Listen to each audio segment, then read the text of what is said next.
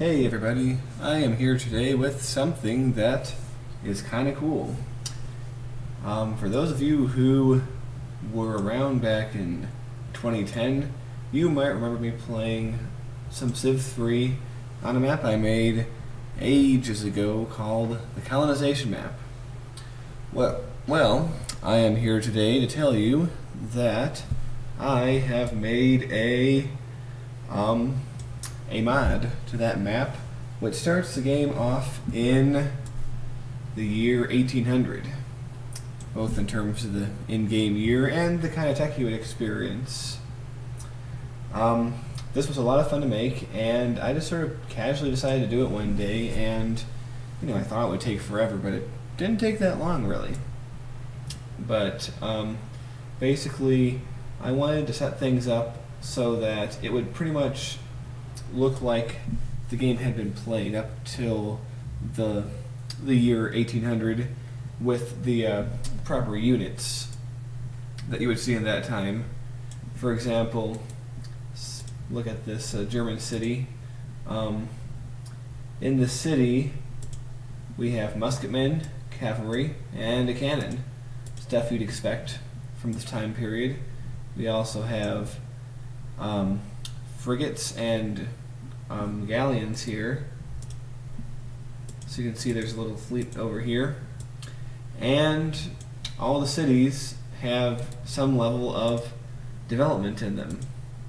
As you can see, there are already several improvements in many of the cities, plus culture, and they're all to a certain size.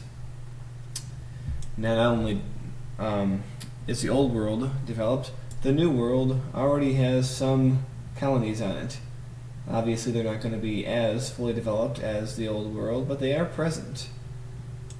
And as you can see, I have added two, quote, Native American factions to the game that start off with earlier tech, and they exist on the new world. Pretty much the idea is, they were nomadic until very recently, and they've been sort of forced to adapt to the living in settled communities, and they begin with spearmen and either these jaguar warriors or horsemen.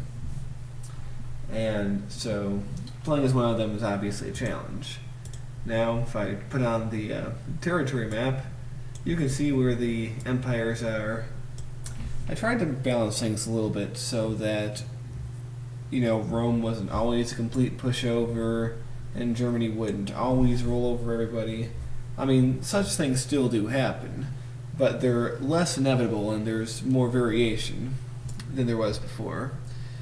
I tried to make it so that there are still nations that are stronger than others. Like, for instance, playing as England is one of the strongest nations in the world, especially because they have such a large colonial empire, but also because they have the largest navy in the world.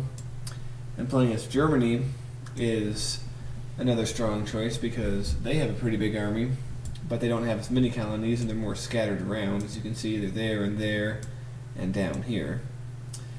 But I try to balance the strengths and weaknesses of each country. I mean, I made some intentionally more difficult. For example, Babylon, you look at it, it's not that well developed, and they only have, this colony down here, and actually that's Rome. Unfortunately, this mini-map makes it look like they're the same color, which is kind of annoying, but you get the idea. Babylon is a small country, but I wanted to make it so pretty much you could, in theory, win with any country, although it would be very challenging to win as Babylon, or especially as one of these Native American factions. Of course, the Zulu are still here, but they don't really count. Their main purpose is to just sort of sit there if you want to just watch the world play itself. But yeah, you can win as Babylon, it's doable.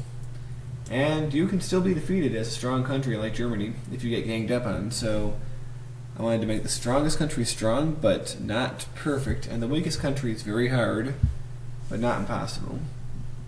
And I go into a more detailed description of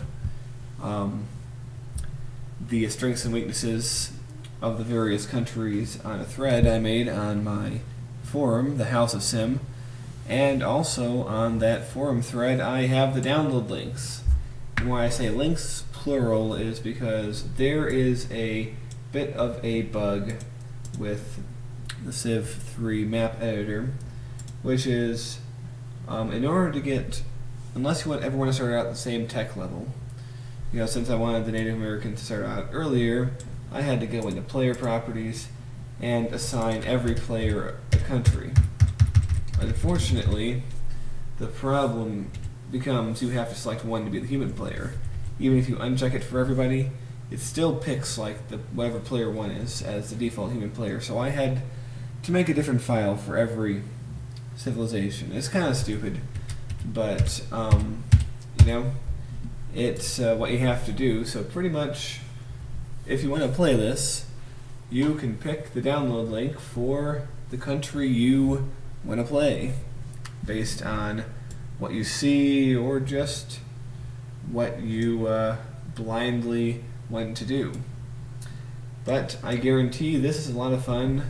I've played through a couple games of this myself after having made it, and it's cool. Like, a lot of the things that always happened on the colonization map still happen, but a lot of new and different things happen, and you're often, and even when one country does steamroll everyone else, which still does happen often, it happens in, like, later on, like in the modern age, so it's, you still get to have a bunch of technologically advanced countries fighting each other, which is pretty fun.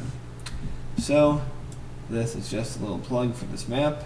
If anyone wants to download it, just follow the link to the forum. You don't have to be a forum member to download or to read the thread, but I encourage you to sign up for the forum anyway because it's fun and it's awesome. So that is my video on the colonization map, and I will see you all later.